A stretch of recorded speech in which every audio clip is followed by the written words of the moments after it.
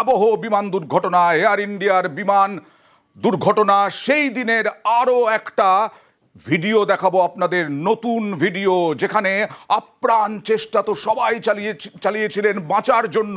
এই যে মেডিকেল কলেজের হস্টেল, সেই মেডিকেল কলেজের হস্টেলে ধাক্কা মারে প্রথমে ওই বিমান এবং তারপরে বিস্ফোরণ।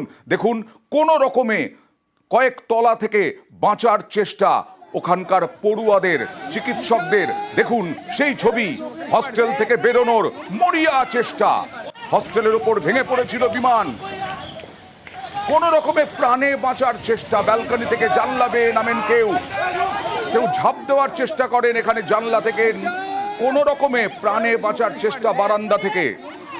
ভেতরে আহত পড়ুয়াদের উদ্ধার, পড়ুয়াদেরই। দেখুন, একদিকে ভয়াবহ দাউ দাউ করে আগুন জ্বলছে, বিস্ফোরণে পুড়ে ছাই ওই বিমান, আর এখানে বাঁচার আপ্রাণ চেষ্টা মেডিকেল কলেজের হস্টেলের পড়ুয়াদের। কেউ কাপড় পেয়ে ঝুলে ঝুলে নামেন, কেউ জানলা দিয়ে জানলা বেয়ে নামার চেষ্টা। কি হবে না হবে কেউ তো জানেন না। আর ভেতরের ছবি দেখুন, বিধ্বংসী অবস্থা। পড়ুয়ারাই পড়ুয়াদেরকে, আহতদেরকে নিয়ে যাচ্ছেন।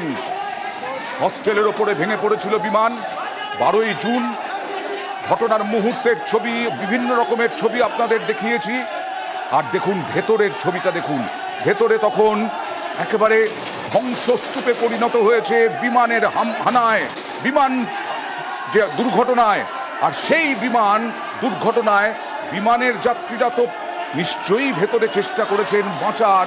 মেডিকেল কলেজের পড়ুয়ারাও, হস্টেলের পড়ুয়ারাও, তারাও চেষ্টা করেছেন। তাদের তখন দুপুরের খাবার সময়। সরাসরি চলে যাব প্রতিনিধি মৈত্রীর কাছে। মৈত্রী, কি অবস্থা মেডিকেল কলেজের হস্টেলের পড়ুয়াদের? কি হতাহতের সংখ্যা এখনো পর্যন্ত কি জানা যাচ্ছে এখনো ফাইনালি? দেখো, হতাহতের সংখ্যা এখনো পর্যন্ত চূড়ান্ত করে একেবারে যেটা অ্যাডমিনিস্ট্রেশন, গুজরাট অ্যাডমিনিস্ট্রেশনের তরফ থেকে স্পষ্ট করে জানানো হয়নি। তবে জুনিয়র ডাক্তারদের তরফ থেকে যেটা জানানো হয়েছে যে 4 জন জুনিয়র ডাক্তারের মৃত্যু হয়েছে এবং একজনের স্ত্রী গুরুতর আহত। যদিও সেই সংখ্যাটা অনেকটাই বেশি বলে অফ রেকর্ড অনেক রেসিডেন্ট ডক্টরসরা আমাদেরকে জানিয়েছেন। অন্তত পক্ষে 20 থেকে 25 জন জুনিয়র ডাক্তার তারা গুরুতর আহত হয়েছেন এবং তার মধ্যে বেশ কিছু ডাক্তারের, অন্ততপক্ষে 10 থেকে 15 জন ডাক্তারের মৃত্যু হয়েছে বলে আমরা জানতে পেরেছি। তবে এখনো পর্যন্ত যেহেতু ডিএনএ ম্যাচিং এর প্রক্রিয়া চলছে, এই বিষয়ে চূড়ান্ত সংখ্যা প্রশাসনের তরফ থেকে এখনো জানানো হচ্ছে না। তারা যেটা জানাচ্ছেন যে ডিএনএ ম্যাচিং করার পর গোটা বিষয়টা জানানো হবে। তবে যে সমস্ত ছবি আমাদের সামনে আসছে তার থেকে কিন্তু বোঝা যাচ্ছে যে হস্টেলের ওপর যতটা যে ইম্প্যাক্ট, সেই ইম্প্যাক্টের ভয়াবহতাটা ঠিক কতটা। যে ভিডিও এই মুহূর্তে দর্শকদেরকে তুমি দেখাচ্ছিলে, সেই ভিডিও দেখে দেখা যাবে যে একেবারে দেওয়াল ভেঙে পড়েছে, দেওয়ালের ভেঙে পড়ে তার নিচে চাপা পড়ে গেছেন একাধিক জুনিয়র ডাক্তার এবং তারা খেতে বসেছিলেন এবং এরকমই পরিস্থিতি হয়েছিল অপর হস্টেলে। সেখানে কিন্তু কার্যত ঝলসে গিয়েছিল অনেক জুনিয়র ডাক্তার এবং সিনিয়র ডক্টররা, যারা রেসিডেন্ট ডক্টরস এবং ডাক্তারি পড়ুয়ারা যারা রয়েছে, তারা যারা বেসে খেতে এসেছিল। একেবারে আমরা দেখতে পাচ্ছি লাঞ্চের টাইম, সার দিয়ে থালা সাজানো আছে, খেতে বসেছিলেন সবে, মুখে ভাতটা, কেউ রুটিটা তুলতে চেয়েছিলেন। সেই সময় ভয়ঙ্করভাবে বিমান দুর্ঘটনা, বিমান ধাক্কা মারে ওই 12ই জুন এবং তারপরে ভয়ঙ্কর ঘটনা। দেখুন সেই ছবি, বাইরে তখন আপ্রাণ চেষ্টা বাঁচার, নিজেকে বাঁচানোর, আর ভেতরে পড়ুয়ারা পড়ুয়াদেরই চিকিৎসার জন্য নিয়ে যাচ্ছেন, উদ্ধার করে নিয়ে যাচ্ছেন। ভয়ঙ্কর ছবি, ভেতরের ছবিটা। হস্টেল থেকে বেরোনোর মরিয়া চেষ্টা, আরেকদিকে ভেঙে চুরে ধ্বংসস্তূপ তখন হস্টেল।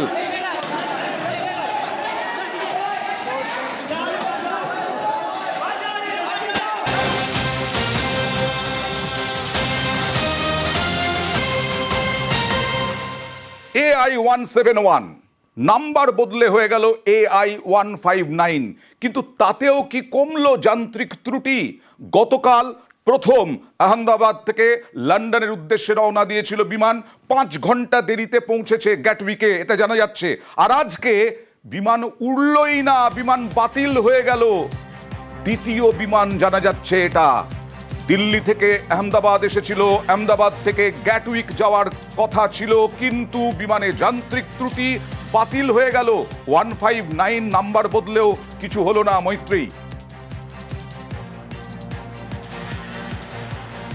একেবারে দেখো, এয়ার ইন্ডিয়ার একের পর এক যে ঘটনা আসছে তাতে কিন্তু যথেষ্ট প্রশ্ন জাগছে এয়ার ইন্ডিয়ার সার্ভিসেস এবং তার সঙ্গে সঙ্গে বোয়িং এর এফিসিয়েন্সি নিয়ে। তার কারণ একের পর এক ঘটনা, AI 171 বিমান বিপর্যয়ের পর বোয়িং এর এই বিমানের নাম্বার চেঞ্জ করে দিয়েছিল এয়ার ইন্ডিয়া এবং সেটাকে 159 করা হয়েছিল। গতকাল এই ডিপার্ট করে একেবারে নির্দিষ্ট সময়, কিন্তু সেটা গ্যাটউইকে গিয়ে পৌঁছায় 5 ঘন্টা ডিলেতে। এবং অন্যদিকে অ্যারাইভালও গতকাল হয়েছিল, কিন্তু আজকে ঠিক ডিপার্চারের কিছুক্ষণ আগেই যাত্রীদেরকে জানানো হয় যে এই বিমান উড়বে না। যেটা আমরা এয়ার ইন্ডিয়া এবং আহমেদাবাদের বিমানবন্দর কর্তৃপক্ষের থেকে আমরা সূত্রে যেটা জানতে পারছি যে এই বিমান ওড়ার আগে যে সমস্ত টেকনিক্যাল ভেরিফিকেশন হচ্ছিল সেখানেই কিছু টেকনিক্যাল গ্লিচ পাওয়া যায় এবং সেই কারণেই এয়ার ইন্ডিয়া কর্তৃপক্ষ এবং বিমানবন্দর কর্তৃপক্ষ তারা এটাকে সেফ মনে করেননি যে এই বিমানকে উঠতে দেওয়ার ছাড়পত্র দেওয়া উচিত এবং সেই কারণেই এই বিমান ক্যান্সেল করা হয়েছে। তাও ভালো ক্যান্সেল করা হয়েছে। আকাশে উড়লে যদি বড়সড় দুর্ঘটনা ঘটতো, ক্যান্সেল করা হয়েছে, সেটাও অন্তত ভালো পদক্ষেপ। 1 बजे की फ्लाइट थी, 1 बज के लंदन गेटविक जा रहा था मैं। अभी अंदर जाके पता चला कि भाई चलो फ्लाइट कैंसिल हो गई है। कोई आंसर नहीं है उनके पास, राइट। वो अभी रिफंड का पूछा, बोल रहे हैं रिफंड अभी हम कुछ बता नहीं सकते। हमारा नाम नंबर लिख दिया, PNR नंबर लिख दिया फ्लाइट टिकट का, बोल रहे हैं कल सुबह 11 बजे आ जाओ। वजह कुछ नहीं बता रहे। वातावरण तो ये तो सब दूसरी प्लेन तो उड़ रही है ना। हमको वातावरण इंक्वायरी के लिए हमने पूछा, हमको कुछ मालूम नहीं है यहाँ क्या करने का। इंक्वायरी का पूछा कहाँ जाने का, तो क्या 1 नंबर पे जाओ आप। हम 1 नंबर पे गए पूछने के लिए, यहाँ क्यों इंटरनेशनल में इंक्वायरी करने की, यहाँ से वहाँ, वहाँ से यहाँ। ये इतना हैरान हो रहा है। कल 6-7 हज़ार रुपये खर्च करके आया है और कल का खर्चा हुआ, कल भी कंफर्म नहीं है उसका। We are traveling for like my wife and my 2 kids, you know. They're supposed to start the school tomorrow, and because of the plane crash last week, you know, it's all disturbed, everything's, you know. And we really want to go back.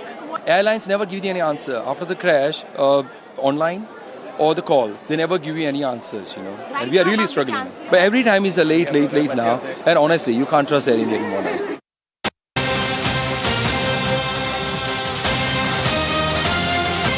এর আগে আরো একটি air ইন্ডিয়ার বিমানে যান্ত্রিক ত্রুটি। San Francisco থেকে কলকাতা হয়ে মুম্বাই যাচ্ছিল AI 180 বিমান।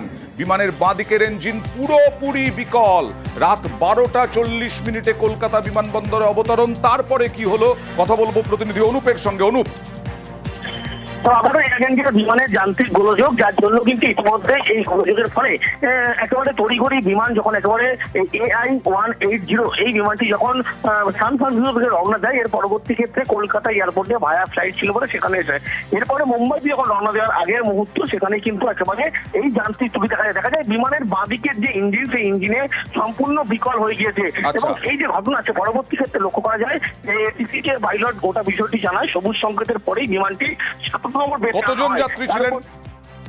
211 জন যাত্রী ছিল বিমানটিতে এবং এই বিমানে 211 জন যাত্রী থাকলেও কিন্তু তড়িঘড়ি বিমানটিকে প্যাসেঞ্জার নামানো হয়েছিল, লাউঞ্জে আনা হয়। পরবর্তী ক্ষেত্রে সেই যাত্রীরা অন্যত্র ফ্লাইটে গেলেও তারা লক্ষ্য করা গিয়েছে যে বেশিরভাগ যাত্রী তারা যেতে পারেনি। এয়ার ইন্ডিয়ার পক্ষ থেকে তাদেরকে হোটেলের ব্যবস্থা করা হয়েছে এবং অন্য কানেক্টিং ফ্লাইট সেই ফ্লাইটে করেও তাদেরকে পাঠানো হচ্ছে। বেশ,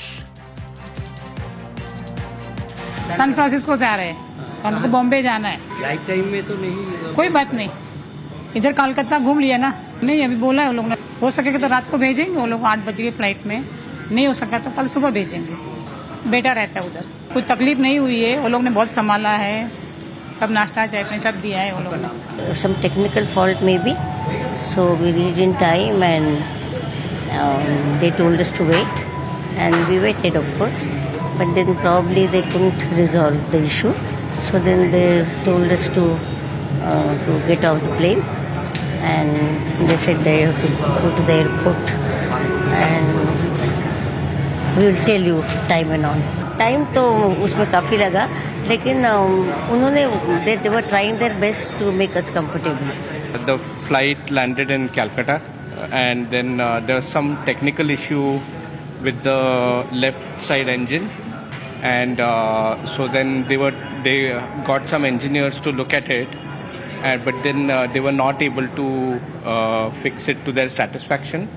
So then they decided to cancel the flight. All the people have been very helpful. They got us refreshments, they got water, breakfast, and they got these arrangements. So they have been very good from that perspective. আজকে সকালে আমাদের কাছে phone আসে যে একটা layover আসবে San Francisco থেকে, যেটা মুম্বাই যাচ্ছিল, সেটা কিছু টেকনিক্যাল প্রবলেমের জন্য কলকাতায় ল্যান্ড করেছে। তো প্যাসেঞ্জার তো অনেকই ছিল, বাট আমাদের হোটেল যেহেতু রুম এত অ্যাভেলেবেল নেই, আমাদের 109টা রুম আছে, তো আমরা 12টা রুমই ওদের দিতে পেরেছি, বাট ওদের আরও রুমের এই ছিল, রিকোয়ারমেন্ট ছিল। প্যাসেঞ্জাররা বেসিক্যালি ওই ইনসিডেন্টের পরে সবাই একটু যাদের সঙ্গে আমরা কথাবার্তা বললাম একটু ভয় পাচ্ছিলেন। তাছাড়াও বলছেন যে ভালো হয়েছে অ্যাটলিস্ট এয়ার ইন্ডিয়া এই স্টেপটা নিয়েছে কি কোনো রকম রিস্ক না নিয়ে ফ্লাইটকে ল্যান্ড করিয়ে দিচ্ছে বা ওদের সেফটিটা খুব বেশি করে গুরুত্ব দিচ্ছে।